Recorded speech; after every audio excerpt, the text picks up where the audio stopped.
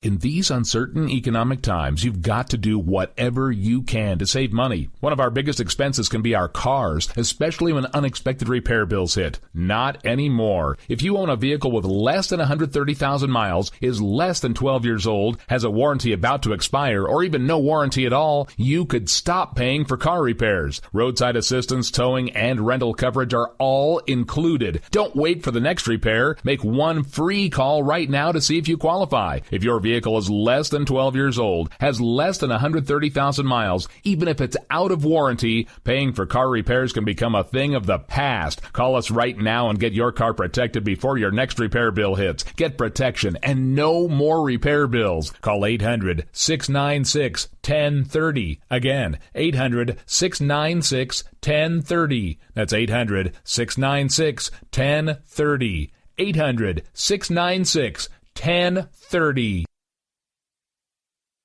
Joe had huge problems with the IRS. I knew it was coming. I hadn't filed taxes since 1990. All the IRS letters coming in added up to a nightmare. To get up to like $68,000, my heart started beating fast. It's like, there's no way, man. I mean, I ain't going to be able to do this. Then they stopped his paycheck. So that's when I started making phone calls and found U.S. Tax Shield. U.S. Tax Shield went to work immediately. They just took the bull by the horns. What blew my mind is he called the IRS right then and there. So why is U.S. Tax Shield A+ rated with the Better Business Bureau? Joe knows. They saved me a ridiculous amount of money. If you owe more than $10,000 to the IRS or state, choose the company Joe chose, U.S. Tax Shield. It was the best decision I made. U.S. Tax Shield is the way to go. Life is good. Thank you, Lord. Call 800-471-3287. U.S. Tax Shield. Boo-rah. Yes. 800-471-3287. 800-471-3287. The Internet will never be the same. You're listening to K98Talk.com. Wow! Good God, y'all. What is it good for? Absolutely. Let's get started again. This show is not intended for the politically correct or the closed-minded. Enter at the risk of opening your eyes. You have been warned.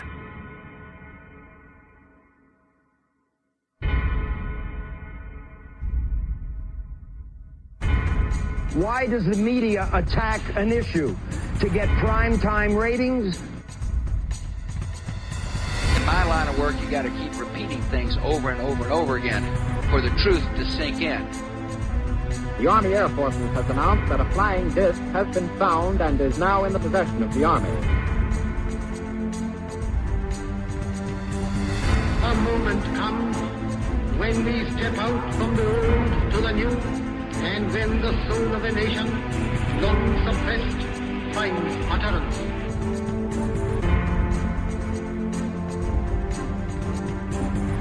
To kind of catapult the propaganda. You are listening to Open Eyes with your host, Ira Robinson. From the normal to the paranormal, from government cover-ups to the depths of our consciousness, we aim to explore all things. From the dawn of prehistory to current events, no topic is forbidden and nothing remains hidden. No more secrets. Open your eyes and open your mind to the fact that life as we know it is not as we have been taught. Join us at LateNightInTheMidlands.com or OpenEyesNetwork.com as we take this brief journey through the depths of the cosmos and explore what it really means to be human. Many peoples have sacrificed their liberties, only to learn to their sorrow that deceit and mockery, poverty and tyranny are their reward. Whether you're online or offline, intercontinental or intergalactic, hello and welcome to Open Eyes. Today is, Wednesday, July 22nd, 2015, and I have a good show in store for you tonight. It's going to be a plethora of topics, but I think that it's going to be quite interesting for you guys overall. Overall, we're going to talk about America dying, and that's really what it all comes down to. Right, Joe? Hello, Joe. I have Joe on the line with me tonight as a little special treat for those of you out there. Good evening. Welcome. Hi there. Welcome. I'm broadcasting from the Watchtower. And from the Dungeon of Truth. So, tonight. Or the Batcave. One or the other. I don't know. Your Batcave. My Batcave. Well, so tonight, we're going to talk about the death of America and what we're seeing happening in it. And it's going to be an ugly situation. We're kind of in a bad situation all around, aren't we, Joe? Oh, God, yes. I mean, this country, once a great and the shining beacon on the hill, is now quietly dying. And nobody really seems to care. And it really, really, really irks me. Well, it seems like there's just a few of us that are out here kind of screaming from the rooftops that there is a big problem. Watch out for the iceberg ahead. And everybody else is playing fiddle. And everybody else is playing fiddle. You know, that's really what it comes down to. No, they're rearranging deck chairs is what they're doing. Yeah. Yeah, pretty much. Isn't that what they're doing with the debt system? Pretty much. That's what it comes down to, if right? you don't understand that reference, we're talking about the Titanic, ladies and gentlemen. Rearranging deck chairs on the Titanic. You know, why? It's going down. Yeah. Yep, indeed. And we are going to actually bring on a special guest. One moment. Should turn out to be an interesting... Hello, hello. Hello, hello. Greetings and hallucinations, my dear niece. We have with us as well tonight, at least for the first half, Bethany Robinson, my daughter, who you have heard on my show a couple of times now, and she is becoming quite famous. You're now famous in the internet-tainment field, Bethany. I'm famous. Aw. I would have said infamous, but lots of people like you. So, yeah. So tonight, I know that you haven't heard what we've said so far. We're only about 5 minutes in. So, we're talking about the death of America and everything that it stands for basically at this point, and how we are kind of, a few people who are screaming from the rooftops that there's a problem while the rest of the people are arranging deck chairs on the deck of the Titanic and just waiting for it to go down and loving it. Or Nero fiddling while Rome burns. Oh yeah, yeah. We're struggling to put on our life suits and get in the lifeboats, and everybody's just like, "Oh, this looks pretty." Well, how much would you compare Obama to being Nero at this point? Oh God, yes. Yeah. I mean, he's sitting there fiddling while Rome burns down around his ears. And the Visigoths come pouring through the gates. You know, there's actually quite a bit of evidence that shows that Nero himself was responsible for setting the fire that caused Rome to burn, because he wanted to have that one particular section of Rome become a new amphitheater that was dedicated to him. And the consulate was refusing to give permission to do so. And so he actually set the fire in order to drive everything out of it. And to burn everything down so that he could come in and start building his new Neropolis. That's fun. Yep. Yeah, I could see Obama doing that. I mean, look at Ferguson. Look at Boston. Look at Detroit. At Baltimore. Look at Detroit. Detroit, Tennessee. He wants to have a civil war in his honor. Yeah, a civil war in his honor, definitely. You know, Beth, I say this. If there's going to be a civil war, bring it on, because the powers that be are expecting it to be a white on black civil war. Guess what? It ain't going to be. It's going to be an us versus them. And ladies and gentlemen, there's a hell of a lot more of us than there are of them. What was that, Beth? I said it's not going to be a civil war so much as a revolutionary war. That's what I think is coming, yes. Most definitely. Oh, agreed. You know, us bitter clingers, there's a lot more of us bitter clingers that cling to our gods and our guns than there are of the none. Yeah, most definitely. Most definitely. I mean, how many shotguns do I have in my house right now? Yeah. I personally don't own any, but that doesn't mean that I don't fight for the right for anybody to actually have one. Yeah, If absolutely. you need, if the revolution comes and you need one, just come see your Uncle Joe. I'll give you one. He's got them in spades. I'm sure that I can find a couple of friends near me. I know my one friend has an entire armory, and I'm just like, you don't need that many. Oh, yes, you do. Yes, you do. You can never have enough because, they can all go to fault. They can all go faulty. So let me give you guys the first story, and this is one of the main reasons why I wanted to have Beth come on. I'd like to get her take on this, especially given the fact that she is a quote-unquote millennial, and this kind of has an impact on her generation, So I don't know if you've heard about this yet, or not, Beth, but I'm sure that you have because you run around in these same circles that I do. The Atlanta radio show The Burt Show had a guest on this week who managed to incite the rage of just about every millennial in the state of Georgia and beyond. The woman, a 22-year-old college junior named Kim, who did not give her last name on air and was allowed to use a voice disguiser to even further shield her identity, came to the three hosts with a confession. In just a short 3 years, she had managed to blow through a $90,000 college fund left to her by her grandparents. Kim has 1 year left of school and no way to cover her remaining $20,000 tuition balance. The show's hosts, I'm sorry, what? Oh, I didn't say anything. Sorry. Okay. The show's hosts try to give Kim the benefit of the doubt. She's come to them for some untold reason, in a time of great need, and they at least want to try to help her. But what followed had to be one of the most painful interviews that has ever been aired on national radio. Kim manages to personify just about every parent's worst nightmare, an entitled 20-something who asks for handouts rather than face the very real financial challenges of young adulthood. Okay, so here's some quotes from her during this cringe-inducing interview. Years ago, my grandparents set up a college fund for me, which was amazing, and I haven't been very good with my budget for school. The first payment for my senior year just arrived, and I don't have the money, basically. I've just been avoiding it. I knew that the bill was coming. So when asked why she went through the $90,000 already, she said, I used it to budget for school clothes and college break money. I probably should not have done that. I took a trip to Europe.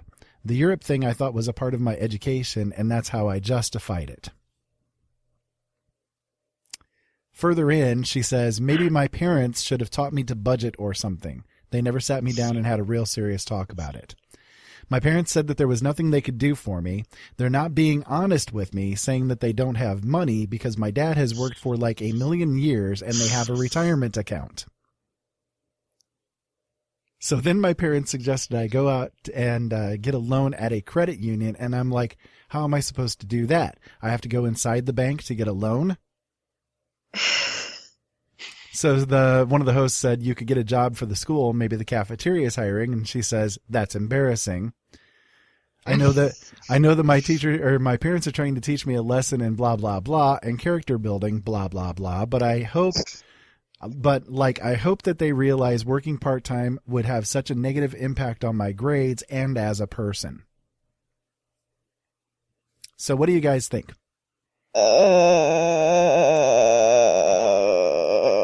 So what do you think, Joe? I'm laughing at Beth. Beth, would you like to come and borrow my duct tape machines? Yes, please. Oh. Girl go through she's gone through like 3 years of school, right? 3 years. So she's a junior now. Like $30,000 a year. Yeah. Take out maybe like $16,000 a year for like their tuition. Her tuition would have added up to about $36,000 total for the 4 years. So about she spent about what $30,000 a year for a $9,000 education. Oh man, like I don't even like. Okay, so she had to spend at least $60,000 just on absolute nothing. Pizza. That's a lot of pizza. I mean, first of all, okay. You said it was you said $20,000 a year. $20,000 a year tuition for her senior year. For her senior year. For her senior year, yeah. That's including the books and all that stuff, yeah. Okay, so we're figuring $20,000 a year per year? No, her tuition basically was $36,000 up to this point. So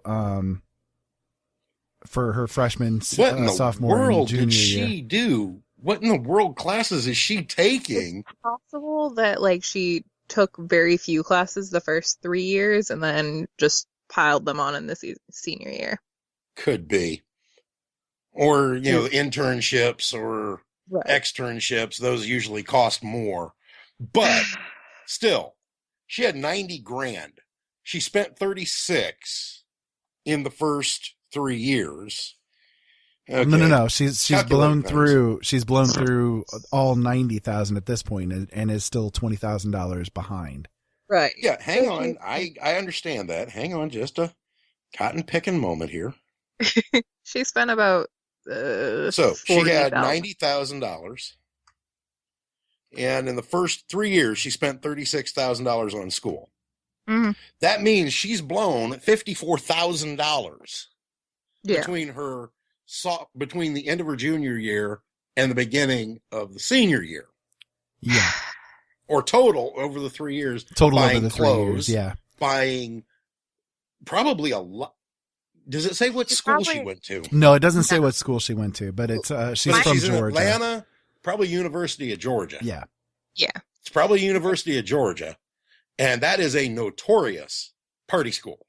Oh yeah, most definitely. And I'll like she said, you, there's a big chunk of money went for alcohol. Well, and like she said, she took a trip to Europe as well that she justified as being part of her education. And that ain't cheap. I mean, depending on where she went in Europe, that ain't cheap, ladies and gentlemen. No. No, not at all. And yet, the thing that really gets me is my parents paid for my first year of college. And I partied my took us off. The first year. My parents refer to it as my $6,000 vacation. Yeah. That is how my parents refer to my first year of college. See, after that, I had to pay for school. And believe me, I found ways to pay for school. I worked. I got grants. I got student loans. I got other things. For me, I haven't finished school yet at this point. I'm still kind of leaning toward not finishing at this point, just because of the fact that at this point, I feel like there's really no point, because of the fact that even when you have a college degree, you can't get a job, so it's not like it really matters. But besides the problems with the school system as is, I have spent probably around, I want to say $10,000 to $15,000 for schooling, most of which was covered by FAFSA.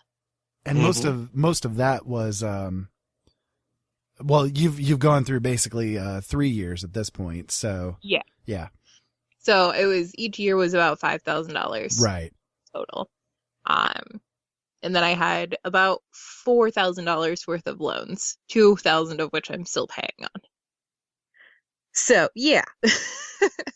And that's just for 3 years of school that I've had. Mm-hmm. And I've pretty much, other than what I had gotten because of the fact that my family doesn't have income, so I get more FAFSA, I would have had to pay all of that myself. And you know how I would have paid for that? A job. A jobby job? A jobby but job. That would have damaged you as a person. And yes, would have damaged me as a person and my damaged education. You as a person. Yep. I kind of had, I really lost my cookies on this one because, for me, I look at $90,000 and think, my God, can you imagine what I could do with $90,000? And this chick just absolutely blew it. I mean, just blew it. It's just gone. Pirate, you know what I would do with 90 grand? I would have the House of Truth. Yes, indeed. Indeed.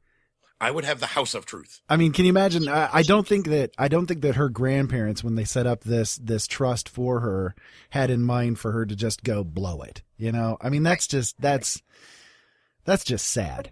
I could understand if she did spend it all on school, because it can cost up to $90,000 for school and for books and for the whole thing. But you have nothing left over. Right. You aren't paying anything, but you don't have. But then you come out of school debt free. Right. Right. Right. But she is sitting with debt. Is no clothes. You know, she spent, like she said, she spent it on clothes. She spent it on a trip to Europe. And I'll guarantee you she didn't go alone. No. I'll guarantee you she didn't go alone. So it was a trip to Europe. It was a trip to Europe that she also had her friends. Yeah, she said at least one. She said she used it to pay for school clothes and college break money, and then took a trip to Europe. College break, as in Daytona Beach, go party, Panama City. And the thing that killed me was my parents are not being honest with me, saying they don't have money because my dad has worked for like 1,000,000 years and they have a retirement account. Screw you. Right. It's a retirement account. Screw it's you. For them to retire on, you twit. Screw you. Flat and simple. Screw you. You had money to spend on school. It's not your fault or their fault that you spend it all. Exactly. Screw you, you entitled twit. This girl right here. She definitely qualifies on being on my list and probably in the top 5 contender for douchebag of the year. Yeah. So okay. I must hear this list at sometime. Yes, I am setting this up now, Joe, where in my every week I am going to bring out the douchebag of the week. This girl right here is my douchebag of the week. Yeah. Yeah, definitely. I just have to say, this is not a good representation of what this generation is.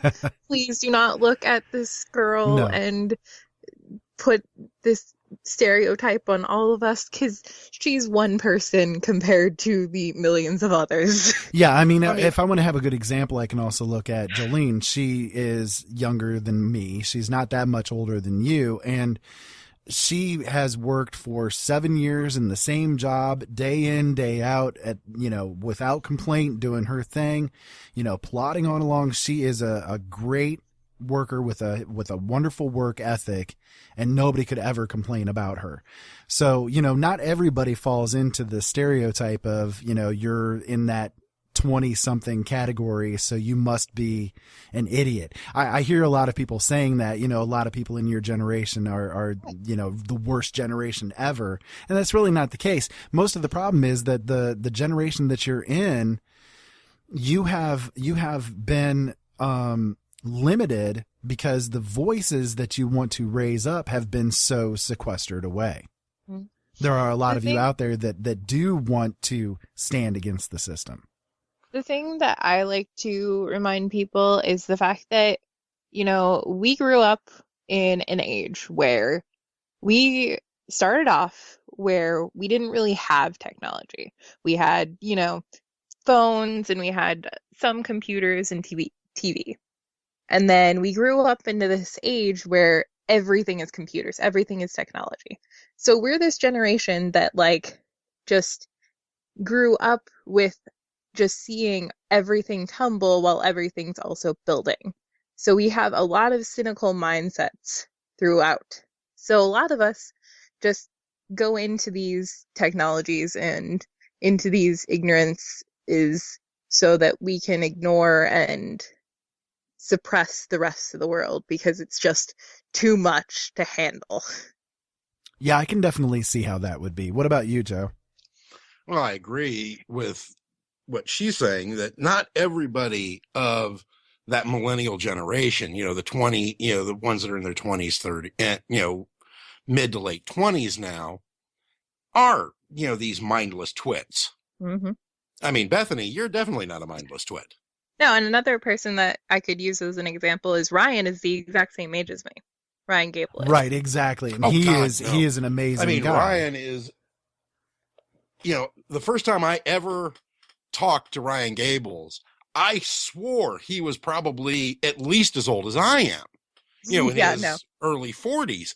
And then Ira tells me that he's, 20 something. And I'm like, what? Yeah, he was blown away by it. I mean, I was just like, whoa. And for those of you listeners out there who may not be aware, Ryan Gable is the host of The Secret Teachings, which also airs here on the L&M Radio Network on Sunday nights at 9:00 p.m. Eastern Standard Time. I'm on his show actually as a frequent flyer on his show. In fact, I was on his show on this week, the Sunday that just passed by, on the 19th of July, and I definitely recommend going to thesecretteachings.info and taking a listen to that episode. We were on with Chip Reichenthal talking about ghosts and extraterrestrials and all different kinds of stuff. It was a very cool episode. But anyways, yeah, he is just an amazingly smart guy, and he's a wealth of information, and I cannot praise that guy enough. And he is another example, like you said, Beth, of somebody that you can point to and say, look, this generation is not all bad, Right. No, but there's a lot of of this millennial generation and the one after that, the ones that are in their in their mid to late teens now, that are very much entitled. They believe that everything should just be handed to them. I feel like the generation after us is pretty bad, but I'm not going to make judgments because I don't know anyone personally in that generation. I don't know any of them really personally. I know a few, but the thing is, all you got to do is walk through a mall. Yeah. Yeah. And, they're always, they've got their head buried in their phone. They're texting somebody constantly. If you try to talk to them, they look at you like, what do you want, old man? It's like, half the time I want to bury my boot 6 feet up there. And if they're not staring at their phones, they're gyrating to Nicki Minaj, and right there, I think is the worst. The worst indication. This woman, the fact that kind of stuff is popular. She destroyed one of the best rap songs of the 80s. No. So, okay, let's change the subject here. Speaking of with my thought. Can I finish? I finish? You can finish. No. Thank you. I can finish. I work with some of these people, some of these millennials, and there's a few of them that are very hard workers. It's a joy to work with them. But in the job I work in, we get a lot of our people through temporary agencies. They do a 90-day stint. If they make it through that, they get hired in. And they bring in these, people that are 18, 19, 20, up to 24, 25 years old, and they last about a week. And then they're gone. Oh, this job's too hard. Yeah, what I do is physically demanding, but it's not a hard job. I mean, really, it's not a hard job. Joe, let me put it to you this way. The job that Jolene works at is dead simple, easy to do. She literally sits there and crochets for like 3 hours straight. Trust me, Ira, I know. I used to do the same job, remember? And they will have people come through. They'll be there for like a day, 2 days, 3 days, and they will quit saying that they don't like the job and that it's too hard. It's like, are you kidding me? All you have to do is count. And the ones that are there are useless. It's a lot less boring now. Yeah, because you can bring your tablets and stuff now. When I worked there, you couldn't have a cell phone. You couldn't bring a tablet. Yep. You can bring a tablet and a phone now? No. Yeah, you can bring them now. It's like, oh my God, I might actually have to get my job back. I would always bring like 1,000 books and just read for 10 hours. Yeah, I put a bunch of books on her tablet so that she could read. Oh my God, you remember I used to carry my backpack and have 4 or 5 books in there at any one time? Yeah, it'd be like that for me too. Yep. I had 4 or 5 books in my backpack that I carried to this job because I worked the night shift. I'd get there at 2 o'clock in the afternoon and be there until 9 o'clock when it closed. And usually after about 6, 7 o'clock, it went dead. Yeah, it was dead as a doornail. Especially on the south side of Fort Wayne. Especially on the south side, which is the one I worked, after 7 o'clock, especially as it started getting towards winter and that sun went down, it stopped. It was like a switch. So, I mean, yes, there are good ones in this millennial generation, but for the most part, they are a bunch of pampered, overindulged wieners. I think the important thing to note, too, is the fact that the voices that are bad tend to be louder than the voices that are good. Yeah, the squeaky wheels always get the grease. That's Exactly. the old adage. Yeah, well, listen, exactly. let me bring you one more story here, and then we'll take the break. I want to get your thoughts on this subject here. You taking of the break? The story is this. Laura Browder, a single mother of 2 kids, was looking for a fresh start in Houston. She took her 6-year-old daughter and 2-year-old son along with her to a Houston mall where she had a job interview. She didn't have enough time to arrange for childcare, so she sat her children down in the food court near McDonald's and went to her interview, which was also in the food court. The interview wasn't for a job at the mall, but both parties agreed to meet there. According to Browder, she wasn't more than 25 feet away from her children at any point, and they were always in her line of sight. After Browder returned to her children, a police officer walked up to where they were and arrested her just moments after she had accepted the job. CPS officials say they're still in the early stages of their investigation, but added that they could offer services to help Browder find suitable daycare. In a statement, Browder said, "This was very unfortunate that this happened. I had an interview with a very great company with lots of career growth. I'm a college student and a mother of 2. I would never put my name, background, or children in harm's way intentionally. I have a promising future ahead of me, regardless of what the media tries to portray me as. A judge released my children to me, knowing that I was a good mother who'd just made a not-so-smart decision. My children weren't even 30 yards away from me. I fed them and sat there with them until it was time to meet with my interviewer. This too will pass, and I'm not concerned with outsiders have to say or what they think." And she appeared before a judge who released her and gave her full custody back of her children. So this girl is being like completely lambasted in the media as far as her leaving the children and abandoning the children. And I'd like to get your thoughts on this. That's ridiculous. I mean, she could see the kids the whole time, so it's not like she was just like off in another world and just left her kids there. No, she's sitting like right there where she can see them, and she's doing her interview, and then she'll come back to her kids. There should be no problem. What busybody nincompoop had to go and stick their nose in something that didn't concern them? Somebody, obviously. To me, this reminds me of the story of the 2 children who were removed from custody of their parents for neglect because the parents allowed them, a 6-year-old and a 9-year-old and a 6-year-old, to walk about 60 feet in front of them while they were on their way home. So they were walking behind them by about 60 feet, giving them a little bit of leeway and independence, allowing them to walk ahead. And the neighbors called CPS on them, and the children were removed permanently from these parents for neglect. And that's baloney. I mean, this woman is sitting right there. I'm sure that she even explained to the interviewer, "That's my children." And I bet you more than once during the interview process, she probably walked over and checked on her kids. I'll guarantee you she did. It's very possible.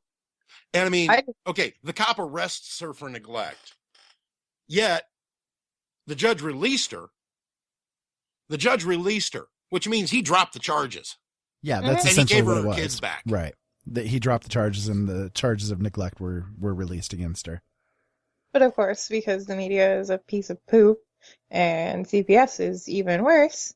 Oh, don't get me started on CPS. Right, they latched hold of it like a hungry cow on a tit. So that's really what it comes down to. Or a tick on a dog.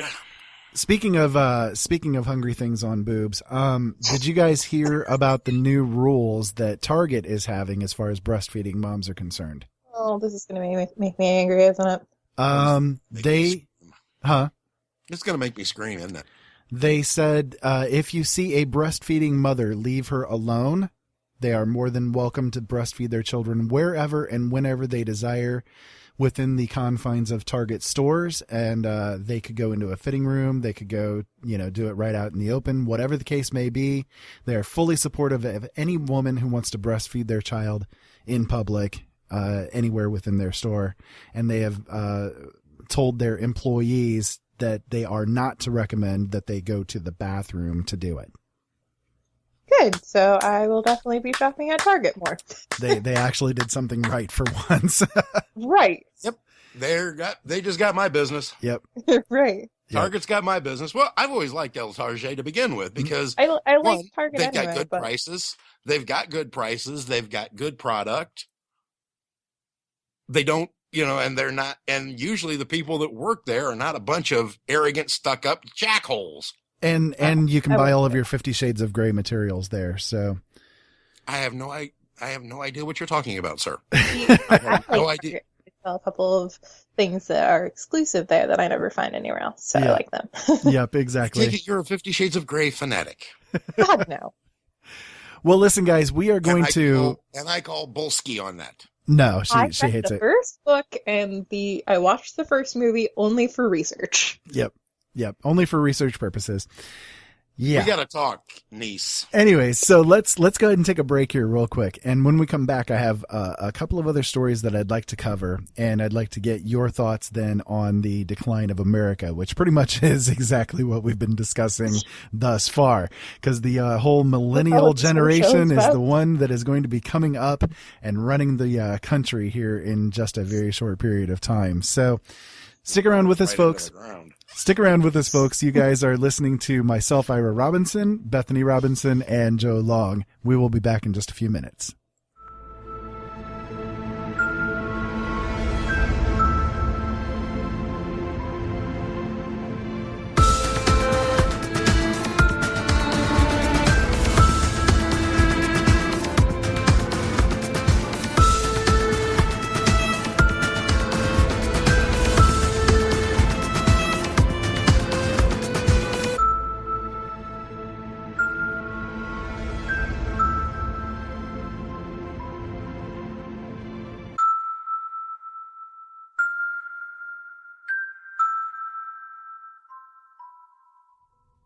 Have you ever heard of Audible?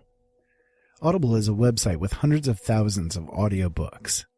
They're all high quality, easy to listen to, and, best of all, if you take advantage of a special deal that we've worked out for you, you can get one for free. That's right, a free audiobook of your choice in any genre, simply by going to audibletrial.com/openeyes and signing up for the free trial.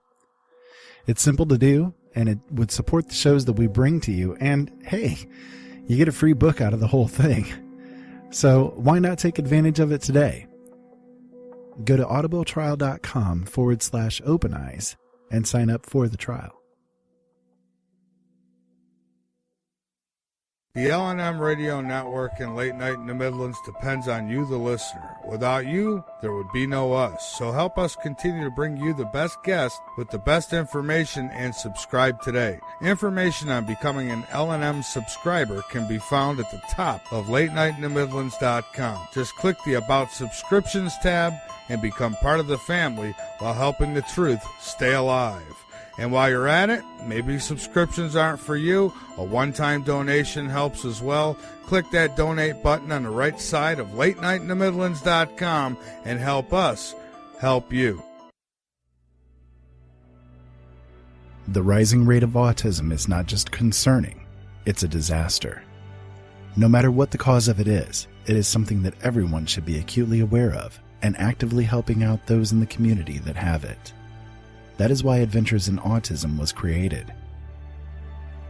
Adventures in Autism is a show inspired by our life with our son Seth, and the many experiences his autism has brought to our lives.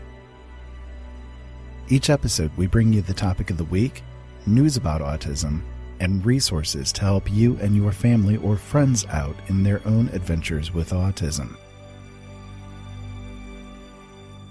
Tune in Mondays at noon and midnight on lnmradionetwork.com or openeyesnetwork.com and get involved in the community. Let our experiences be an inspiration to you.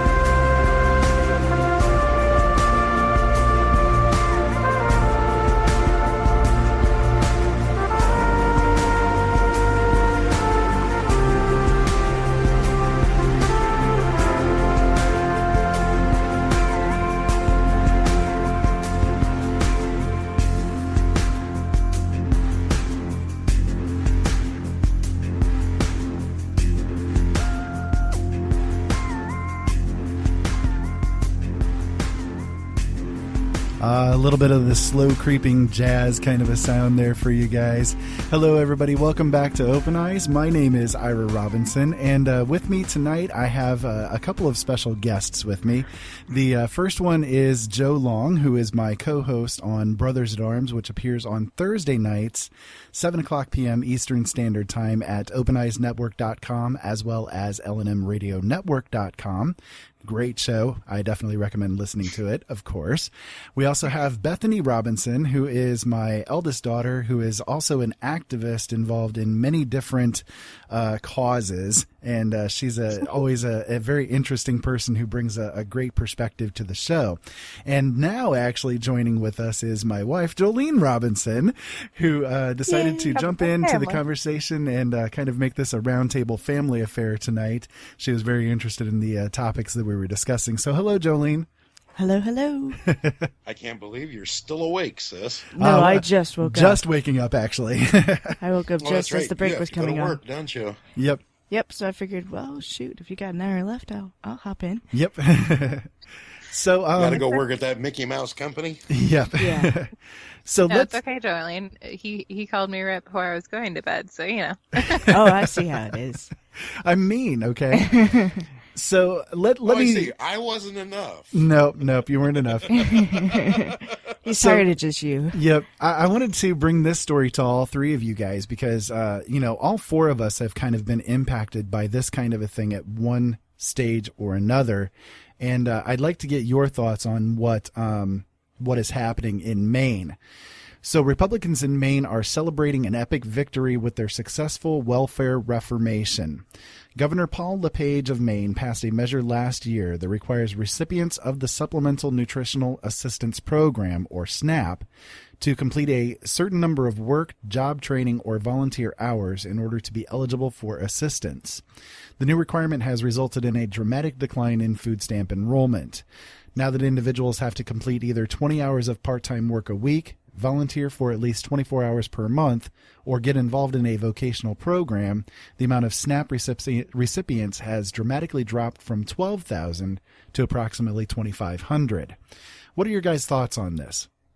Well, my first question is there an exception for disability users and yes, those kinds of things? There are exemptions in place for those that do have disabilities that are receiving the SNAP assistance. Okay.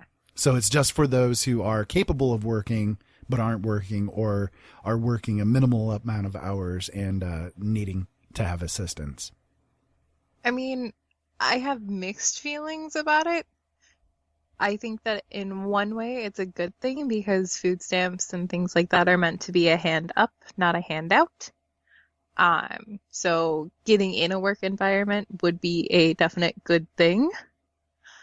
However, I know many people that when they're on food stamps, a lot of times they are mothers or single mothers or people that are already way high-strung to the point where they are already doing so many things, they can't really add on another 20 hours of work. I understand that. Joe, what are your thoughts? I applaud the effort because, yes, Beth, there are some people that are on food stamps that can't work or that are single mothers that need that to help feed their families. But the thing is, most of the single mothers that need that to help feed their families are already working. They're working jobs that they are below the poverty line, so they still qualify for food stamps. Mm-hmm. So they won't have a problem with that 20 hours of part-time work. Right. The ones that, the reason I applaud it is there are too many people that are using it just because that it's there, they're going to get it. And I would love to see something like that brought here to Indiana, because then somebody like, I don't know, my ex-wife, did I say that out loud? Might then actually go and get a freaking job. They actually do have that here in my state. You have to work at least 30 hours a week to not have to work. I think it's like 6 hours a week in like a soup kitchen or something like that. Right, a volunteer program, yeah. Yeah. So, what are your thoughts on this, Jolene? I kind of side like with Joe. It's a very good idea.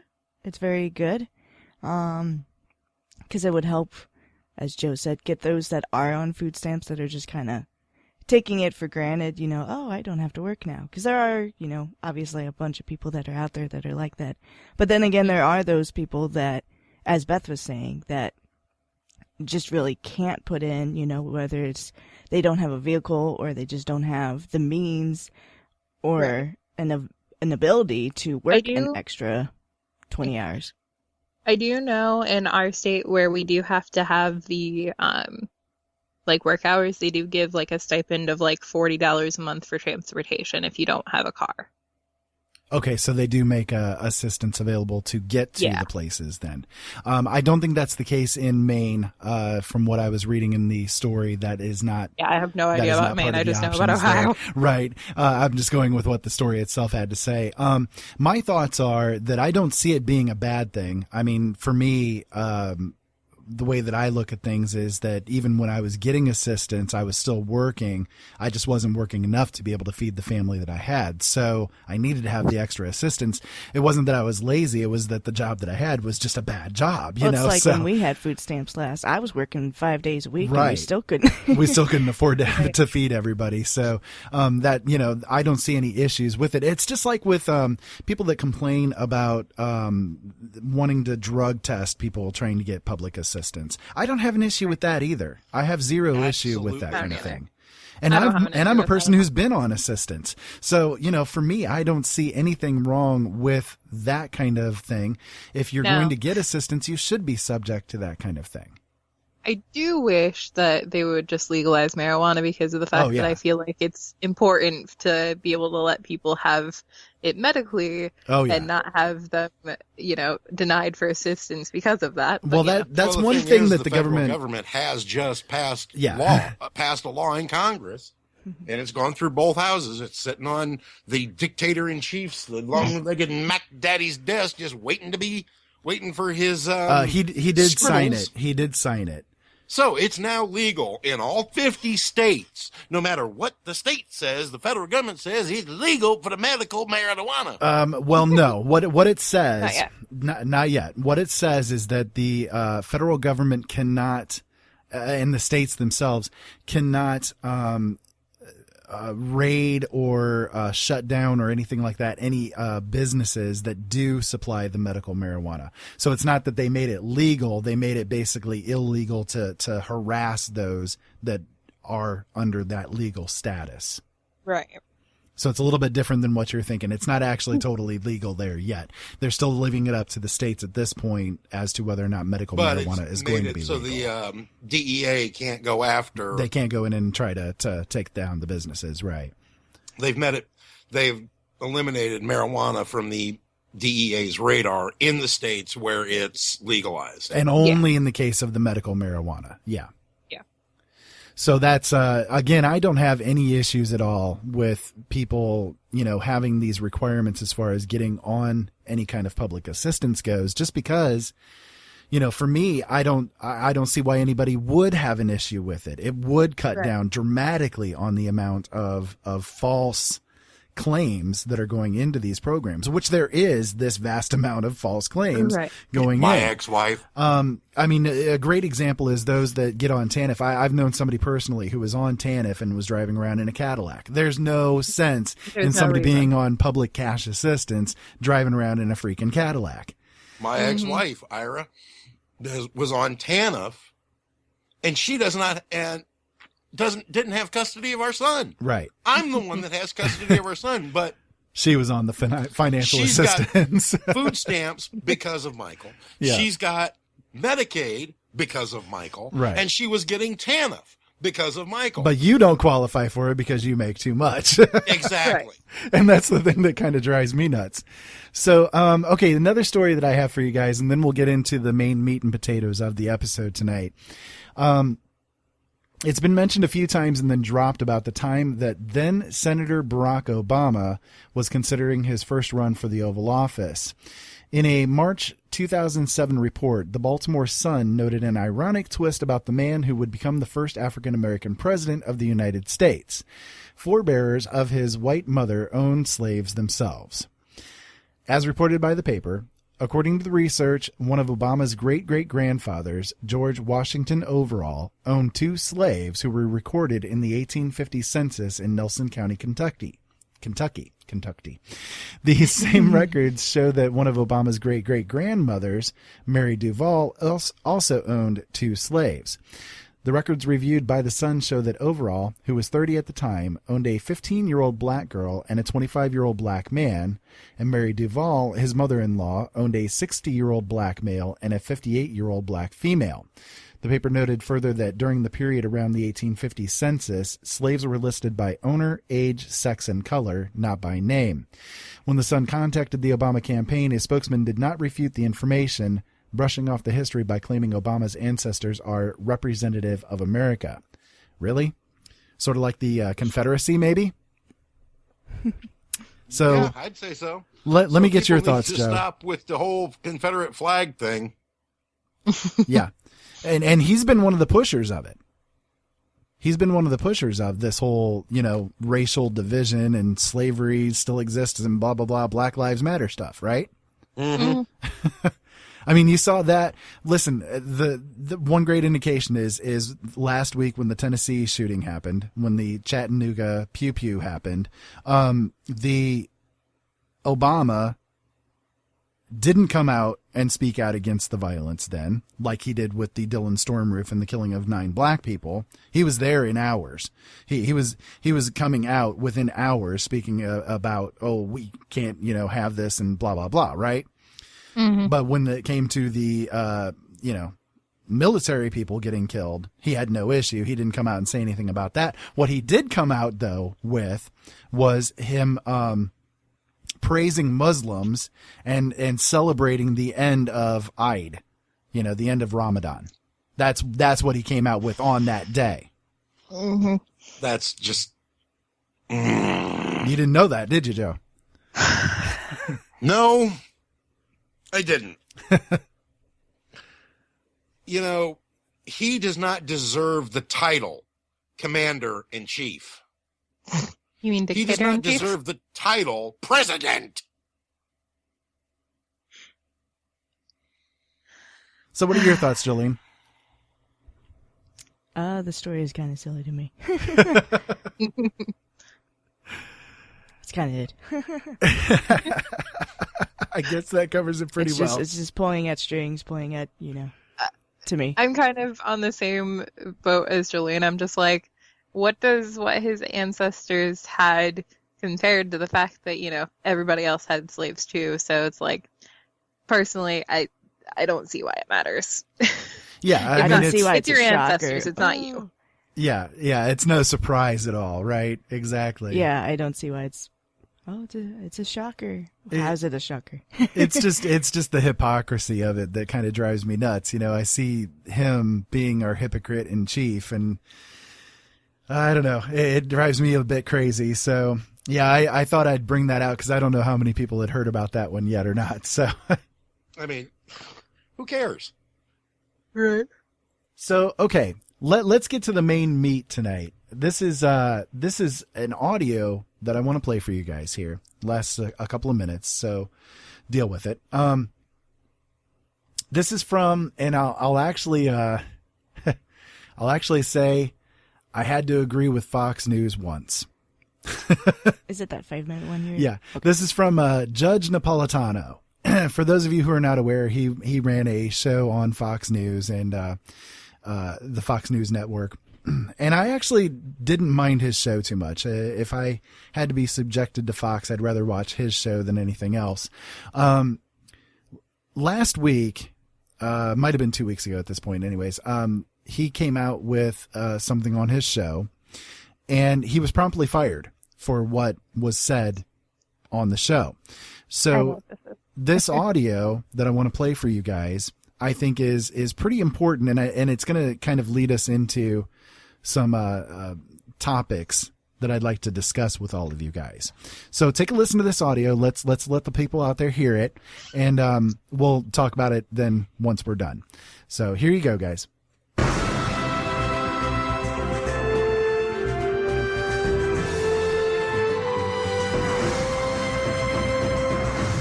Does the government work for us, or do we work for the government? Tonight, what if the Constitution no longer applied? What if the whole purpose of the Constitution was to limit the government?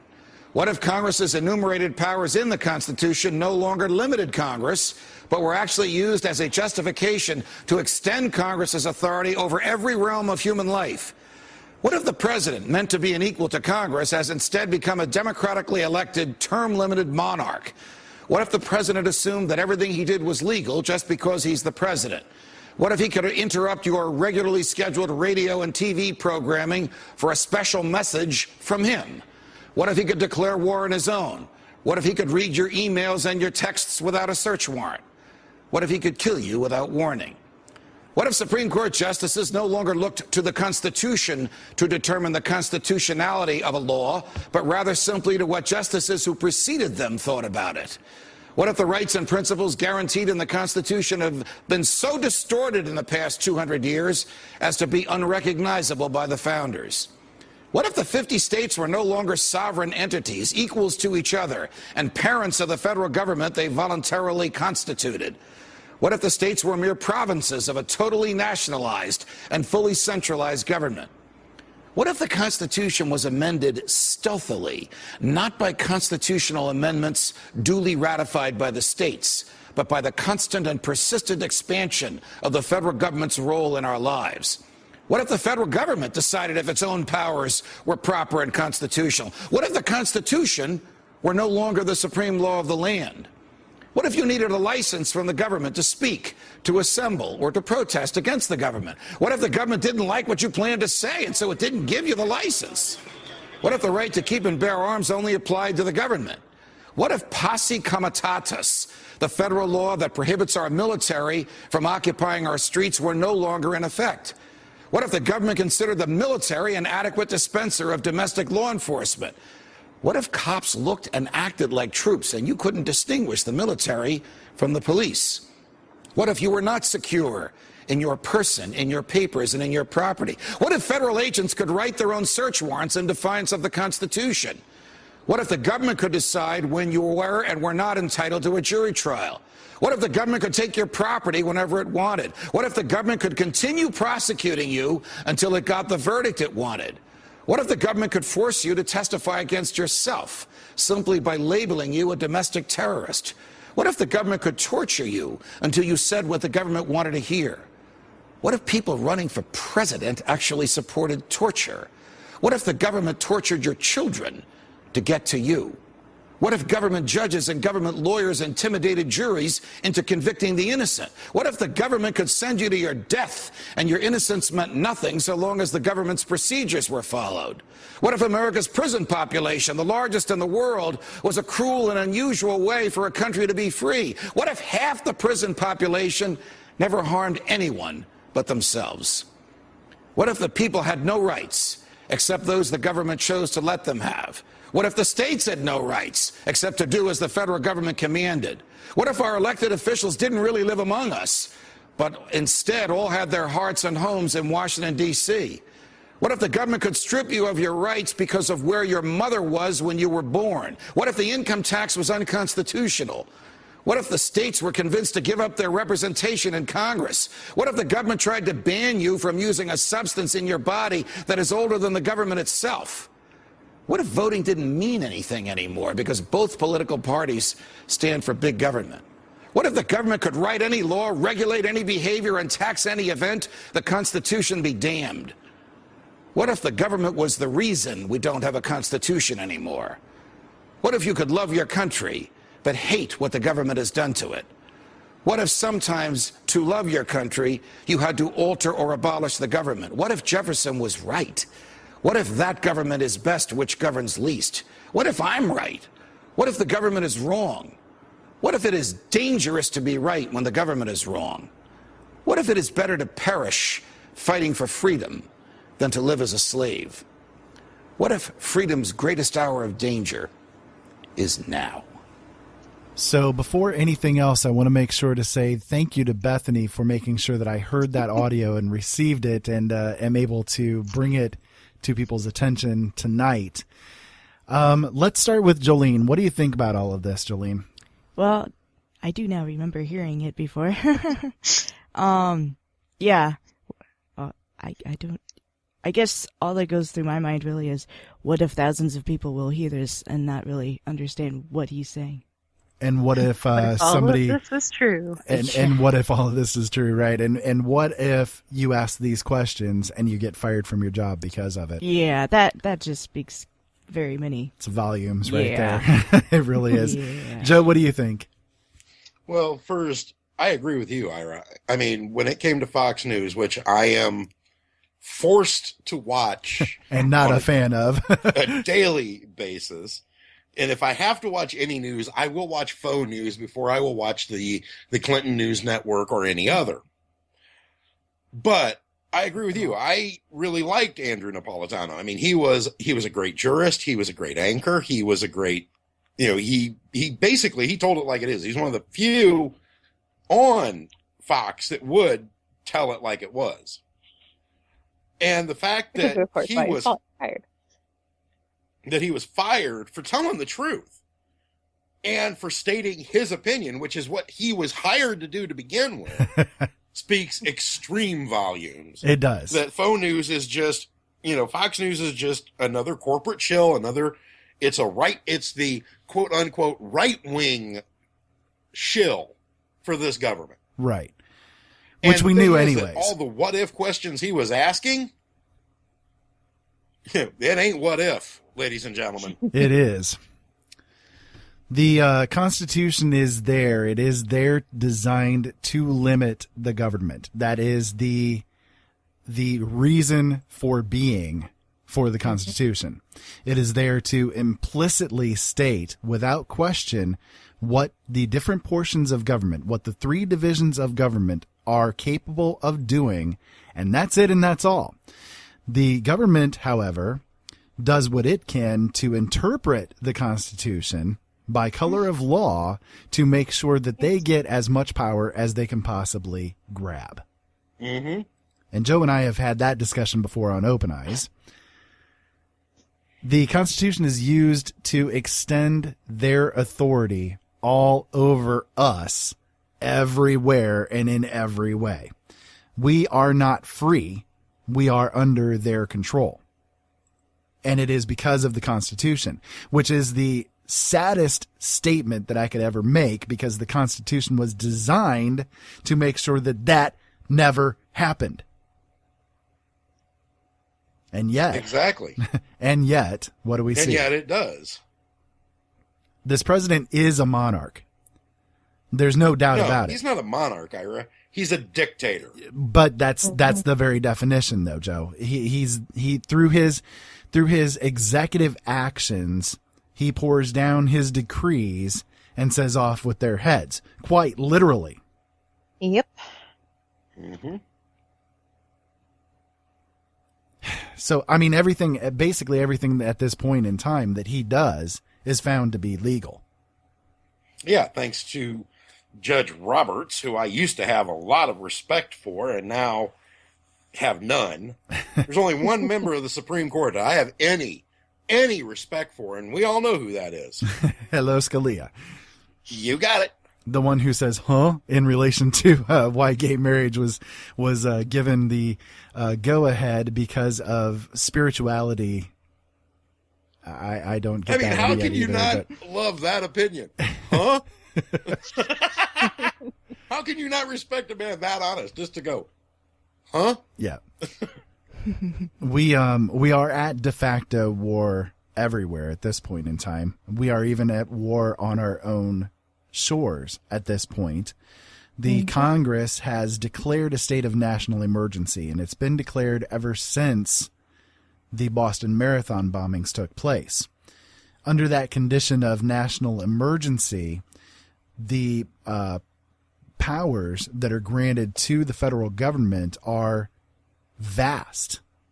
Mm-hmm. They're vast. We've gone through the list of executive actions that Obama has at his fingertips at this point that give him full control over every single thing, up to and including now, Joe. I didn't get to this with you over the past few shows that we've done, but at this point in time now, according to executive action, according to an executive order that he wrote about 2 weeks ago, it might have been 3 at this point, the federal government can now set up essentially prison camps for people to get moved into and labor out of without having to be paid. Well, at least we know what Kassad's going to be used for very soon. Yeah, pretty much. For those of you who may not be aware, we have actually a FEMA camp not too far away from where we live that's called Kassad, and it's the Kassad National Depot. It's a part of the DLA, the Defense Logistics Agency, and it's been very converted. It's been very converted. But we even speaking away from the shores here, we are pretty much at war everywhere. He drone strikes everywhere. Orders these drone strikes, and the drone strikes are not under the declaration of war because they're just considered to be actions. The president could kill you without notice. Yes, exactly. We are flying over countries right now that we do not have a declaration of war with, and we're drone striking in their countries at this point in time. Syria, Pakistan, Afghanistan. And the fact that we're not at war war with any of the country, Iraq, Iran, Pakistan, Syria, all of these countries, the Congress has not declared war on. Right. We're fighting terrorism. Right. And we're firing Maverick and Hellfire missiles, which have anywhere from a 500 to 1,000 pound payload in, and destroying people. And most of the time they're targeting children. That's what it comes down to. There have been more children killed by drone strikes than anybody else. Just a shame. It is. Mm-hmm. It absolutely is. They have no compunction about firing off these drones into like weddings, funerals. Come on. If we did that during World War II, people would have freaked. But now people just gloss over it. We did that during World War II, Ira. And people freaked. We carpet bombed entire cities. And people freaked. Yeah. Mm-hmm. People were out rioting in the streets over it. They freaked after the war was over when it came out. Right. And this goes back to something Beth said at the top of the show, with the fact that we do live in such a technological age, that we do live in such an information age where we have almost instant access to news from the far reaches of the planet. We know almost immediately what happens. Yeah. Yeah, the thing that I've noticed, though, is we have the entire world in our hands, yet all we do is watch cat videos and play on Facebook all day. Yeah, play Candy Crush. That's really what it comes down to. I think Michael Vera is onto something when he says that most people of the world today, when they open up the FEMA camps and start ordering people in, all they're going to have to do is tell people, look, there's an Xbox One sitting there with an endless supply of Doritos and Mountain Dew. All you have to do is go walk in there and sit down. And people are going to go in droves. You give people a good deal, they'll go. Yeah. Here's your free Xbox. Here's your free Doritos. We'll give you pizza every night. All you got to do is just walk into this camp. Yeah, come here. We'll take care of you. You don't have to work a day in your life. Yeah. And people are going to just go right to it. Exactly. It's sad as fuck. But people don't research and find out that we have now the federal government owns 30,000 guillotines, and they've now been made legal to execute prisoners, according to the Supreme Court. They ask me to walk into a FEMA camp, they're going to get the butt end of a shotgun right between their eyeballs. They ask me to go to a FEMA camp, I will be running. Yeah. Yep. So the government does read our emails, and they do listen. That's all I got to say. The government does read our emails, and they do listen to our phone calls constantly. Without compunction and without any warrants needed. They're clearly listening to this. They do everything with got, us. Beth, your dad and I both know that we have extensive files with the NSA. Oh, yeah. Oh, yeah. And because of you guys being associated with us, I'm sure you guys do as well. I'm sure mine is I'm growing. sure. Hi, NSA. Hello, NSA. How you doing? So, because of that, people, we were talking about this fact, Joe, me, you, we were talking about the fact that the government listens in on everything constantly. We talked about this for years, telling everybody that we knew, hey, look, this is what the government is doing. Pay attention. Okay. Oh, you're just a conspiracy theorist. You don't know what you're talking about. You're just talking about your ass. And now Edward Snowden releases the information that the NSA has been doing exactly this for exactly as long as we've said that they would have been doing it. And now people are saying, oh, well, that's okay. They're doing it because of terrorism. Well, you got your own proof that's one time when you guys went fishing. Exactly. And we've told that story to the listeners on this show. Yeah. Yep. It's, to me, I hate to say I told you so, but I told you so. I told you so. You may hate to say it, but I'll say it right out in front. I told you so. I mean, it's sad, because we've been, why is it that people just can't grasp the fact that there are these things that are going on and that they really need to stop? People are just so stupid. People are walking. You said it the best. You said it the best for the longest time, Ira. And that is, people, as long as they have their beer and football on Sunday and a bag of chips, they don't care. No, they don't. No. Governments have known this for years. Governments have known this for thousands of years. The Romans used to call it bread and circuses. If the people had their bread and they had their circuses, they would never uprise against the government, no matter what the government did. And so when they found out that really worked, when they found out that philosophy really worked, ever since then, every government has fallen into that same category. They give the people the bread and circuses. Right now, the Romans, I once heard it said, and yes, it was from a movie, but it is an actual quote and it is the truth, that after the death of Marcus Aurelius, when his son took over and he had the 130 days of games to honor his father and to deflect the attention that he had killed his father, that one of the senators said he understands the mob, that the blood and soul of the Roman Empire is the sands of the Colosseum. Mm-hmm.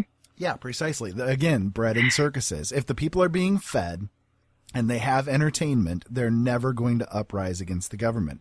That's why other governments have had their despots eliminated, throughout history, when the people start suffering under starvation and when the people are no longer, quote unquote, entertained by distractions, that's when revolutions happen. So what we see now with this country, for instance, is we're not going to have a revolution happen until people get to that point, until we start having people starving and no longer being entertained. There's not going to be any change to happen. Yeah, I have to insert my nerdiness here. We're turning into the Hunger Games. Yes. Oh yeah. Yes, you and Jolene actually, you guys know. In your favor. Jolene and I were talking not too long ago about the Hunger Games. I've actually never read the books or seen the movie. Don't kill me. Don't kill me. The first two books. I have not gotten through the fourth or the third. I've read all the books and I've seen all the movies up to now. Well, I haven't seen the movies, but I've read all the books. I will say I've though seen the first movie. I have not seen the second or the first half of the third. I will say though that from what I know of the storyline of it, I really do see us heading in that kind of a direction. And it's scary, it's very concerning to me. Well, the thing is that District 12, where the main heroine comes from, is the Appalachians. Mm-hmm. It's coal miners. Mm-hmm. But the capital would be something like DC. Actually, regionally, it's technically like LA, but the reason why I think that it's so like truthful is the fact that, you know, you see the Capitol, you see them being all like, oh yay, it's so pretty and everything is beautiful and everything is so entertaining, even though these kids are killing each other. Yeah. And that's exactly what they are. They're children. Yeah, these are children. They're aged 12 to 18. Yep. Randomly pulled. And Yep, what you right. see actually throughout history is that's exactly the type of thing that has occurred over and over throughout history. You saw that in Rome with the games. The games were primarily made up of the gladiators, who were primarily of that kind of an age group, the young. You saw that in ancient days, way, way, way back in history. You go back into the time of 2000, 2500 or so BC, and one of the most popular deities was Molech. Molech demanded sacrifices of the children. They would have to be burned in the fire to appease him. You see this over and over, and it's been with us for such a long period of time that our children are the ones that face the destruction over and over again. So it's not surprising that something like the Hunger Games would fall under that kind of a category as well. The dystopian kind of fantasies are my favorite genre, by the way. So I do have to put too, like, what I find the most ironic is the fact that there are so many people that like the Hunger Games and are enjoying the movies and the books and everything, yet they don't really still pay attention to what the actual point of the movie and the books were. Yeah, you're right. Exactly. Which is revolution. Suzanne Collins is brilliant. Yeah. I will very much agree with you there, Beth. I mean, I truly, truly enjoyed the first book, which the movie did a very good job actually conveying. The movie did a very good job. Yeah, I mean, it was very much reminiscent to me of the first 2 or 3 Harry Potter books and the movies that were corresponding with them. Once you get past 3, there's really just too much stuff in the Harry Potter books to convey into a movie, to get all of that into the movie, or you'd have 4 or 5, 6 hour movies. Yeah. Which is just not going to happen. They'd be the Lord of the Rings type of material. Yeah, I just want them to do like the Harry Potter movies, but how they do the Lord of the Rings, where they have like the 4-hour extended cut. I just want that. Oh God, yes, that would be so great. But yeah, but the thing is, the Hunger Games, the books that I've read, it's not about the kids killing each other. No, it's about it's about fermenting revolution. It's about fermenting change. Mm-hmm. That's exactly what Bethany was trying to get across. That's what people need to wake up to is, until Jefferson said it best, sometimes the tree of liberty must be renewed with the blood of patriots and tyrants. That was Paine, actually, I believe. Was it Thomas Paine? I thought it was Thomas Jefferson. Yep. I'm just going to quote Katniss here. It might be paraphrasing because I haven't read the book in a while. Just we've lit the spark, and if you burn, if we burn, you burn with us. Yep, exactly. Well, listen, I agree. Let's go ahead and take a break here. My personal opinion is, if we need a revolution in this country, we've needed it for a long time. Oh yeah, most definitely. We have needed it for years now. Let's take a break here real quick. We'll hit this break and we'll come back and we'll finish up with this list of what ifs. And there's definitely quite a few things more to say. So you guys are listening to Open Eyes. My name is Ira Robinson. I'm here with Jolene Robinson, my wife, who may not be here a whole lot longer because she has to get ready for work sometime soon. Bethany Robinson, my daughter, who hopefully will be able to stick around for the whole show and not pass out on us. And Joe Long, who is my brother from another mother. So it's kind of a family affair tonight. And I know he's going to be with me because he's all wound up and liquored up and pissed off. So let's take this break here. Exactly. We'll be right back, guys.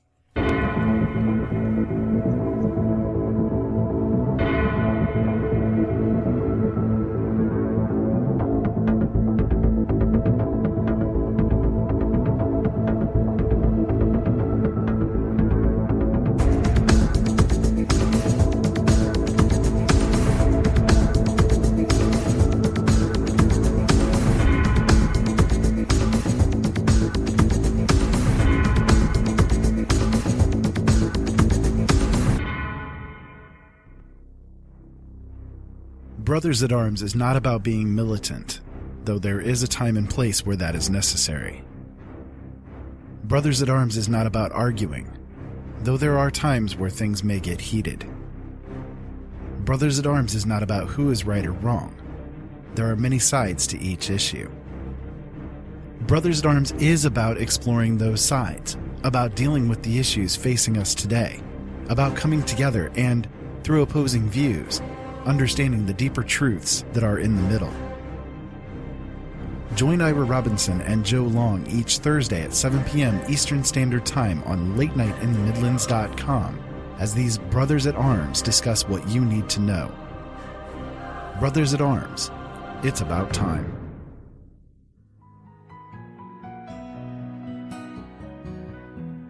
The Late Night in the Midlands radio network is deeply devoted to you, the listener.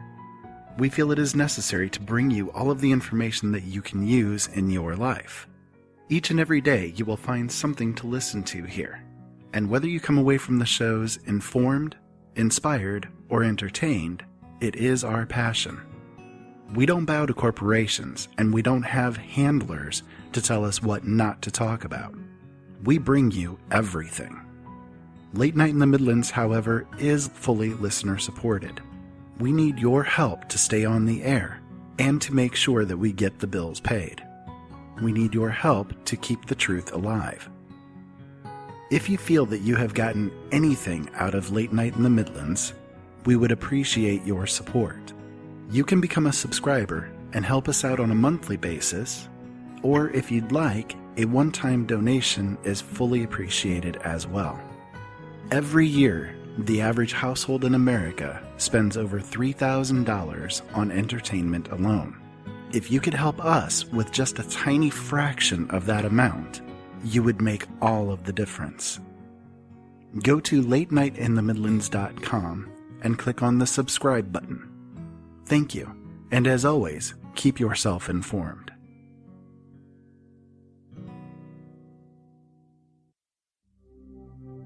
Ben Franklin said, "If you do the same thing tomorrow as you did today, you're going to get the same tomorrow as you got today."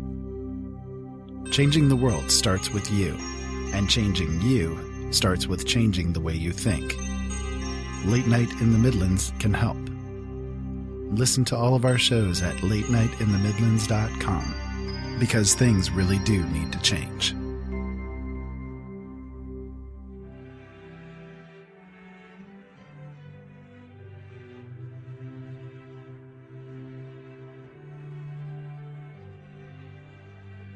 We believe in the truth of the following statements. All people are created equal, and they are created with certain rights no one should ever take, including life, liberty, and trying to do what makes them happy. To make sure people have these rights, we create government that gets its power from the people being governed. And if any form of government starts destroying these rights, it's also their right to alter it or do away with it, and then to install new government, which they feel is the most likely to give them safety and happiness. We're not saying that governments that have been in existence for some time should be changed or tossed aside lightly on a whim. In fact, experience shows us that people are more likely to suffer under evil government as long as they can stand it, rather than to stand up and do something. But when they're abused for a long time, and the things that belong to them are increasingly taken away for the same reasons, and benefiting the same tightly knit group of people who rule with absolute political power, then it's the people's right and their duty to throw off that kind of government and to find new guardians of their future.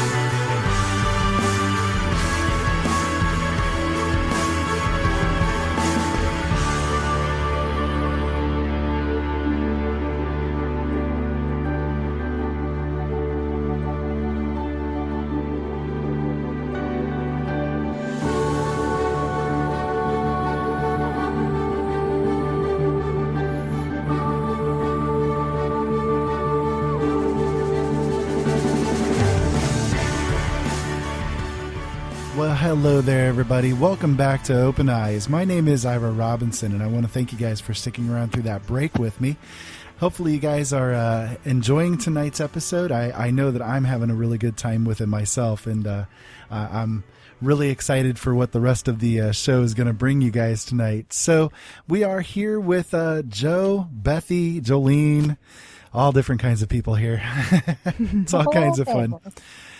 Before we took the break there, we were talking some about the truth, I guess you could say, that Judge Napolitano came out with on Fox News. And the reason, we're truthers. Yeah, the reason why he was removed from his job. And so a couple other things that I ran across in that I wanted to talk about was the Supreme Court. They're really like the religious leaders of the past. You know, the ones that created the Hadith and the Talmud in their ways of interpreting the words that the biblical verses and the Quran had to say. The Hadith and Talmud were written by the religious leaders, the priests and such, to interpret those words and to add to those words. So the Supreme Court today is basically like that. That's essentially what they're doing. Would you not agree, Joe? Oh, absolutely. Absolutely. I mean, you have people like Ruth Bader Ginsburg and Kennedy and the rest of them that literally they are interpreting the words and, oh, this is what the founders meant. And this is a living document, so it must grow. Yeah, the living document thing drives me crazy. The founders meant what they put in black and white. Right. Oh, but Joe, they never anticipated that people would be using huge, vast machine guns and collecting hundreds and hundreds of guns down in their basement and millions of rounds of ammunition. That's not what they meant. They just meant it to go bear hunting. No, they meant it to be able to then why protect is it yourself and your family. In the Second Amendment that to keep and bear arms in a well-regulated militia? Oh, but see, they meant that was only due to the militias, and the militias are only the National Guard. No. Disagree, because of the fact that apparently Dagahir is an armed militia. All we do is fight with foam swords. I strongly disagree. What did you say? That's the LARP that she's involved with. Is an armed militia. Yeah, they fight with foam swords, so that's an armed militia, according to the government. Apparently, in my FBI folder that's probably like 20 billion pages long, apparently it also says that I'm in an armed militia. Yeah. Interesting. Yep. So she's well ahead of me because I've never been part of an armed militia myself. So join Dagahir.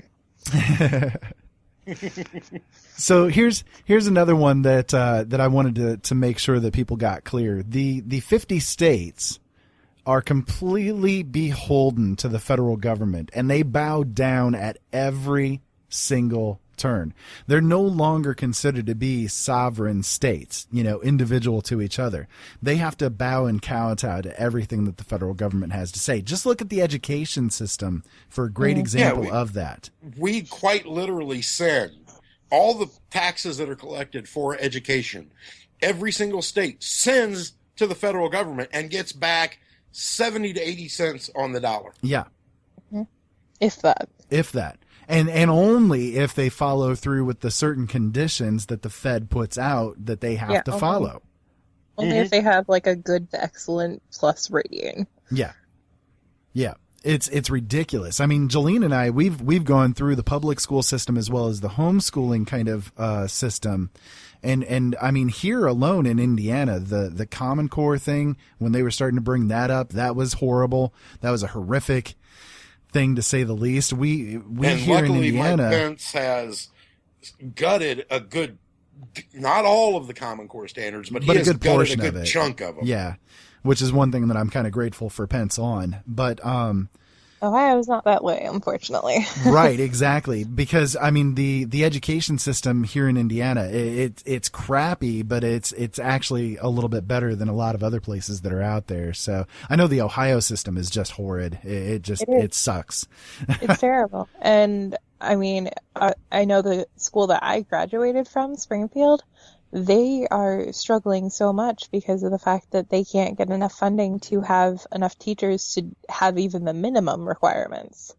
We have a teacher shortage here because there are not enough people to fill the seats. Right now, there are 300 teachers shy in the public education system here. So, you know, that should tell you something as far as that's concerned. No one wants to teach. Yeah, exactly. They don't want to teach because the system just sucks so freaking badly.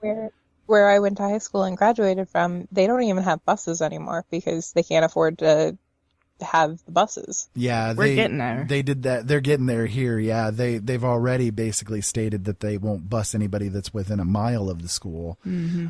So you know, it's just getting worse, and we are still beholden to the federal government to give us the education funds. It's ridiculous. It's the states, it should be up to the states and the individual states' rights to choose what they want to do as far as their educational systems are concerned. That's why they have a Department of Education in Indiana and in Ohio.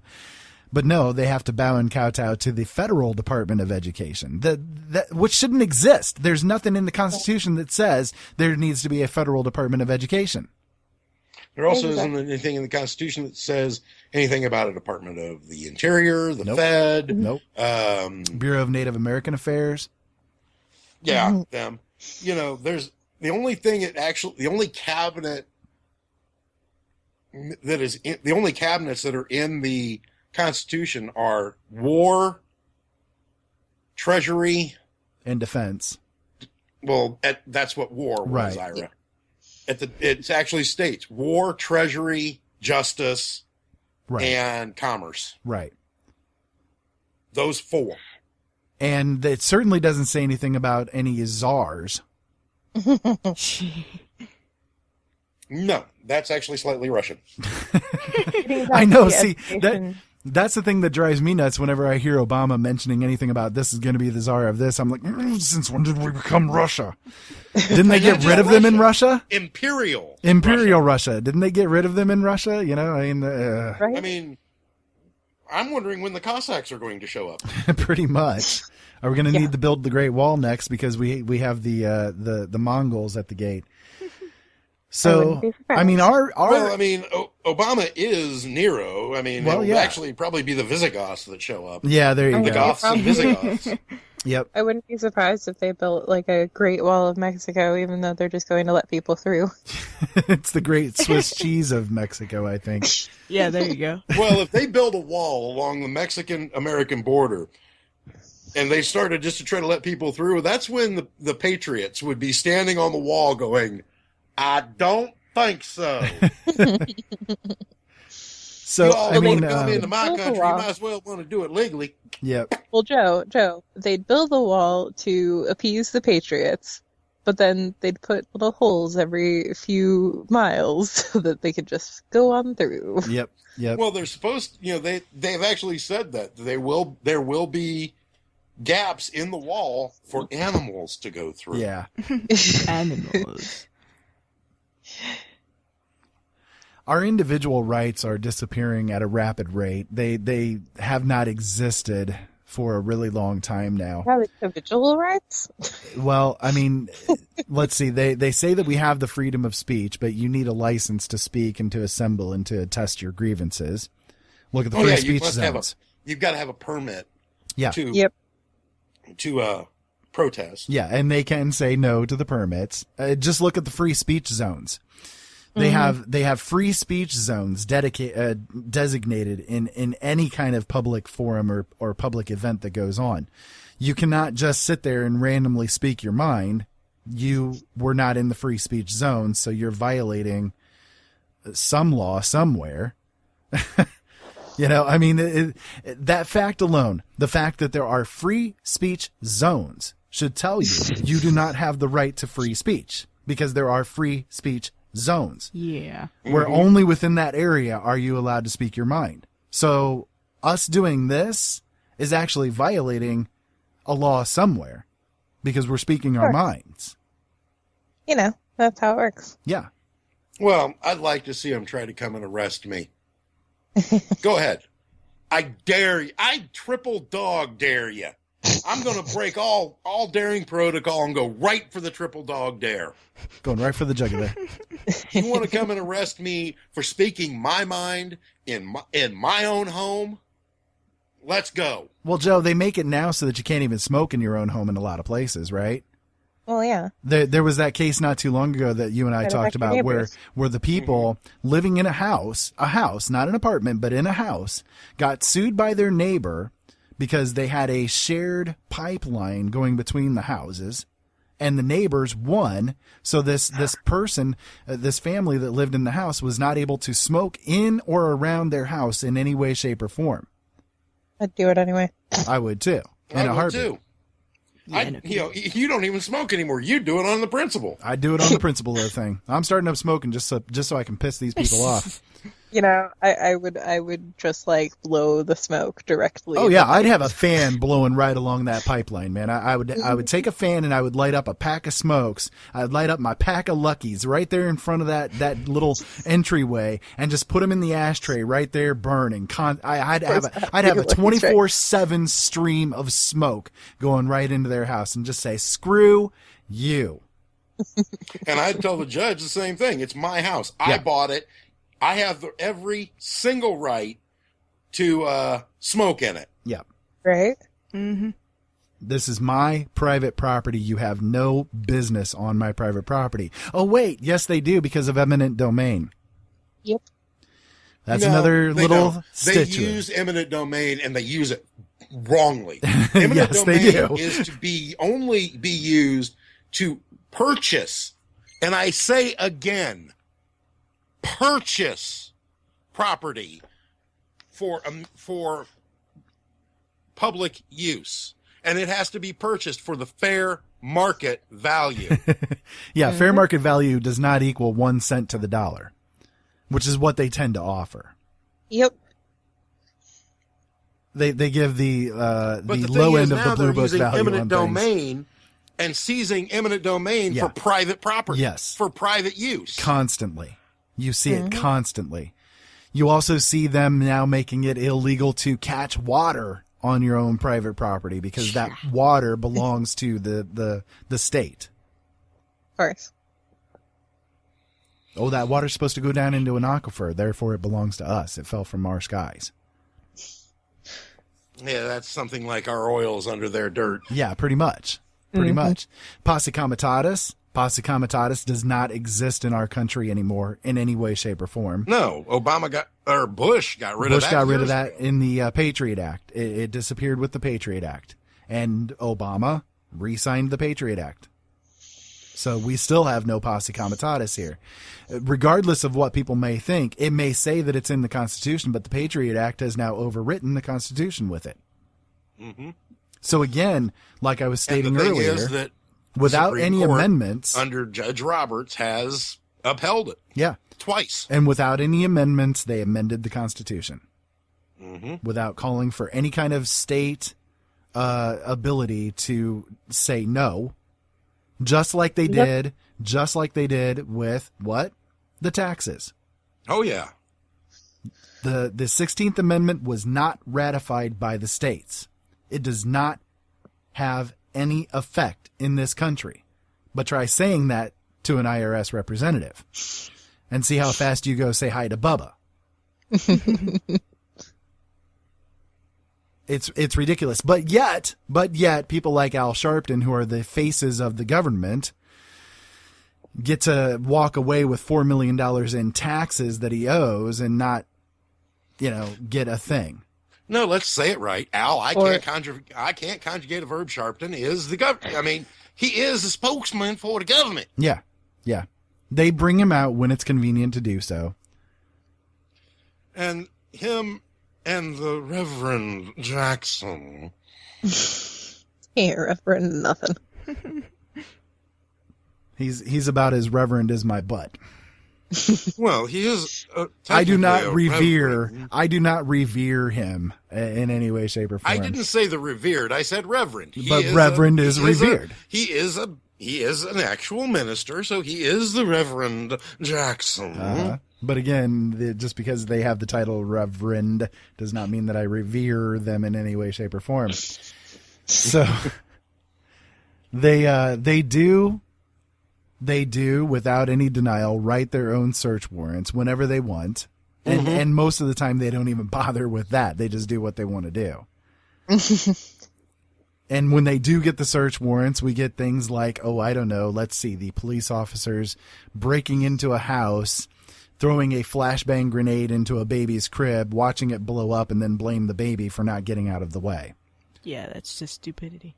Jolene was like dumbfounded by that judge's story. house and getting shot by the judge. Yeah. Yep. Or going in and shooting a 9-year-old girl, but then we worry about Michael Brown who went and tried to kill the cop. That's the problem. Or a cop that tries to shoot a dog and shoots a kid instead. Exactly. So they can kill people. They can torture people. They can do to anybody. Torture people. They do what it do you to think anybody. Waterboarding is? I know they do it to anybody that they do not agree with under the auspices of the NDAA.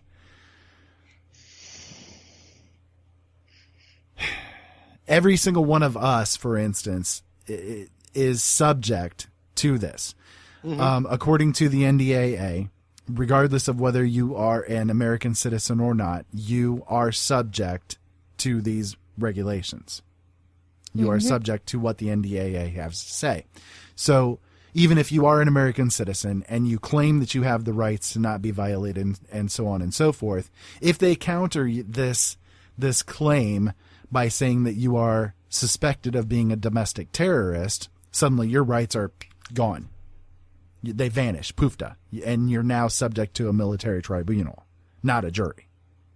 I'm surprised none of us has been arrested for terrorism yet. Yeah, tell me about it.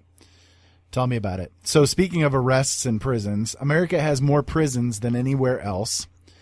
There are 5,000 prisons for each university here. How's that for an example of the wonderful system that we have set in place? Yep. 5,000 prisons. What if and Napolitano was right, about half the people in American prisons have harmed nobody but themselves. Right, they're there for nonviolent drug offenses. Yeah, nonviolent drug offenses.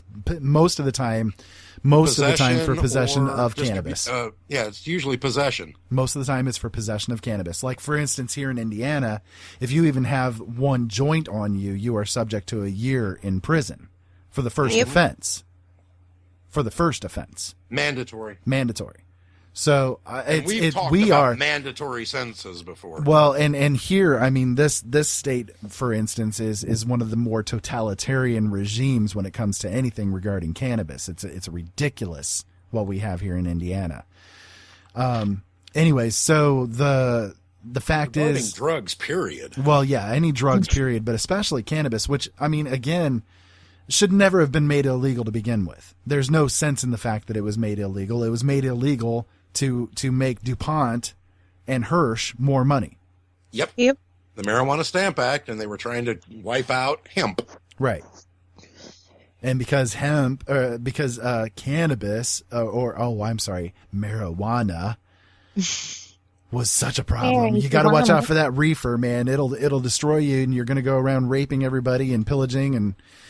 Come on, people. There have been enough studies and enough people have gotten stoned over the years to prove that cannabis makes nobody violent in any way, shape, or form. You'll never see an angry pot. No, the only violence that's ever going to be enacted by somebody that's on pot is either it's been laced with something horrible like PCP or something stupid like that, or violence enacted against the local Twinkie. I mean, that's really what it comes down to. I've said it before. I heard the only thing in danger around somebody that's high is a full refrigerator. Exactly. The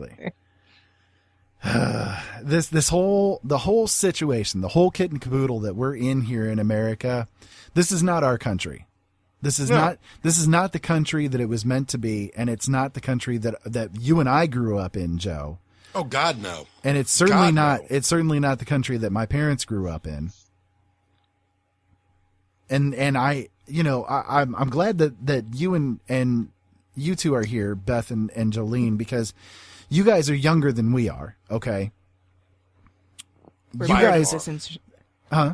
Oh, I was just saying we're part of this generation that's just whatever with it all. Yeah, but you guys are seeing things like Joe and I. We are taking things from the perspective of, we saw what America was like 40 years ago, and it wasn't all that bad of a place. Yes, we had problems, but it certainly was nothing compared to what it is now. And you guys have never known that America. Nope. So I like that you guys are here hearing this kind of stuff because, it's really. It's sad to me, the fact that like you guys and like Seth and Crystal and your blobbin, Bethy, Blobbin, who is on the way, are never going to know the America that Joe and I knew and loved. Mm-hmm. And it saddens Exactly. me. It really does. I mean, there's a reason I am as patriotic and as rabidly patriotic as I am. And it's because I love my country. I love the country that I grew up in. And that's not the country that we live in today. Not even close to the country we live in today.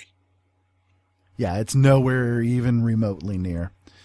And it depresses me. It really makes me sad to see that this is the state that things have become in. And the fact that most people, like we were discussing earlier, are so concentrating on their little devices that they have in front of them. And I've said this before, and I'll say it again many, many times. The fact is that we have with this wondrous technology. I love the technology. I love the fact that I can hold this tablet in my hands and have the entire world at my fingertips and know the entirety of the history of mankind, the accumulation of all of the knowledge that we as human beings have available to us is available to us right here at our fingertips, right here at this, on these iPhones and these iPads and the computer systems that we're sitting in front of. How and the fact dare is, you use iPhone and iPad. Android. And the Androids, yes. Don't interrupt me, please. I'm on a rant. The fact that we have these things available and all that most people do is spend time texting to each other about the local bitch that they got together with, or the fact that their mother and father are not helping them with their $90,000 tuition payments because oh my God, I blew all my money going to Europe and going partying down in Daytona, or watching cat videos and not doing anything to forward themselves or mankind in general is a sad state of affairs. And that, my friends, is the reason why this country is done. Oh yeah, I see that with my watching work. epic fail videos. I mean, there's nothing wrong with being entertained, but when it is your existence to be entertained, that's where the problem is. We have gone out, Jolene and I have gone out before to dinner, for instance, and we love going out to eat together because we get to spend time together just kind of sitting in front of each other and talking, right? Mm-hmm. And we'll sit there and we'll see like families that are in there, 5 people gathered together at the dinner table. And they're texting, but they're texting to each other while they're sitting across from each other at the dinner table. What the hell? Oh, what gets me is at my work, I see people driving all the time, and I'll see drivers coming to leave, and they'll have their phone out, and they'll be messing on it, the drivers, and when they pull away, they're still messing with it, and the kicker is they're not texting, they're playing a game. Yes, exactly. Well, listen, guys, we are running short on time. This has been a really quick episode. I'd like to go ahead and give each of you guys the floor to get out kind of any final statements in these last few minutes that we have left. So, Bethy, why don't you go ahead and get us started with kind of like a final thought from you? Well, I mean, like in that video, literally everything he said is true. And if you think that it's not, you need to do some more research and open your eyes a little bit more. Maybe listen to my show a little bit more frequently. Jolene, why don't you give us yours? Well, I mean, stop looking up YouTube videos and cat videos and Snapchatting to everybody and actually pay attention to what's going on around you, because there's a lot of bad things going on around. And yeah, just stop being so into what everyone else is doing and actually look at what's really going on and go from there. I agree with that completely. Like I said, there's nothing wrong with being entertained, but when it's your existence... When it's 24/7, you can't even drive without playing a game. Then you've got a serious problem. Right, exactly. Joe, why don't you go ahead? Well, people need to wake up. I've been running, this has been my mantra on this show and on ours. Wake up. Time to get off the sidelines. Time to stop, as the girls have both said, looking up cat videos, looking up epic fail videos, posting on Facebook, posting on YouTube. Quit running your life from a computer screen. And I know I'm being blasphemous here, Ira, but I have to. Wake up, America, because we are dying. This country is dying. And it's dying quietly. And it's a sad state of affairs. People need to wake up, choose a side. I don't care what side you choose. You can choose the side that we're on that is trying to wake up people and get people involved and retaking our country. You can join the dark side. I don't care. Pick a side. But wake up and do something, even if it's wrong. I have to agree. Sorry, I forgot I didn't have myself unmuted there. I have to agree completely. And very well said there, Joe. That I think is a great way to finalize the thoughts for the evening. Do your own research for yourselves out there, people, and make sure that you are understanding that this country is not what it was intended to be. What you see is a facsimile. It is a replacement. It is a clone, and not a very good one at that, of what was meant to be for this country and what the founders originally had in mind for what this country was. And it's certainly not that way anymore. So if you guys want to go to the show notes for this show, you can go to openeyesnetwork.com/OE125. If you want to go to my Facebook and Twitter pages, those are at Open Eyes Network on both of those platforms. And if you want to send me an email, you can send it to feedback@openeyesnetwork.com. And hopefully I'll hear from you guys on Thursday. Tomorrow night, we will be back with Joe and me for Brothers at Arms. That will start at 7 o'clock p.m. Eastern Standard Time at lnmradionetwork.com or openeyesnetwork.com. You can listen to it from both places, as well as get into the chat room and get involved in the community there. And we may be able to convince Bethy to come back on to the show on Thursday as well. So make sure that you stay tuned, and it should be a really good time either way. So guys, thank you so much for being here tonight. I definitely appreciate it. Hello? Thank you. Anytime, bro. Yes. You know that I'll be with you anytime you need me, as long as I've got the time. I was going to say, usually everybody always talks over each other, so I expected a series of goodbyes there, and I got blank. This is no time to be talking about time. We don't have the time. You don't have the time. Thank you, guys. Keep safe out there and have fun, and thank you so much, as always, for listening.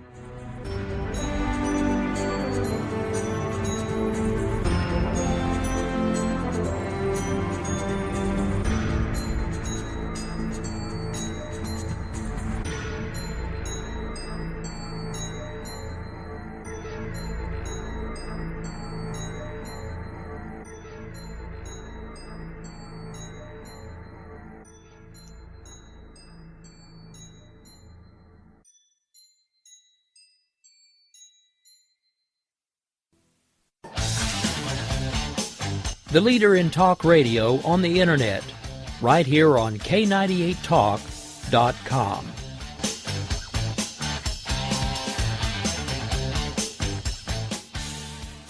When our water heater broke down last month, it was a nightmare. It took 5 hours for the plumber to show up, and he charged us a couple of $100 just to come out. Then it cost another $1,800 to put in the new water heater. By the time it was all said and done, I felt like I'd been taken. But what else could I do? The smartest thing you can do is get a home warranty from American Residential Warranty. Their home warranties pay to repair or replace all your major appliances when they break, and they will break, and at the worst possible time. Call American Residential Warranty right now for free information on home warranties starting at just pennies a day. Don't wait for your refrigerator to stop running or your ceiling fans to stop turning. Call American Residential Warranty right now. Ask how you can save up to 50% on washer and dryer coverage. Just call 1-800-513-6154. That's 1-800-513-6154. Again, 1-800-513-6154. Call now.